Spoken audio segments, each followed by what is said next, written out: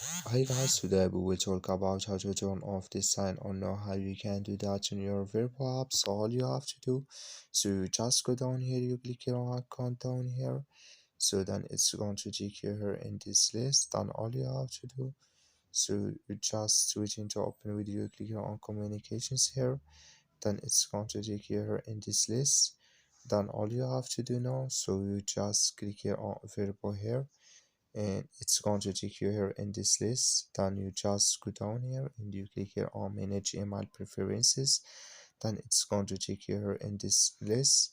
So then all you have, so you just come here to personalize or here personalized trip recommendation. You click here in this sign or this color, and like you see color, it's gone, and you go down, you click here on these preferences, then it's going to add video on your Vrbo app.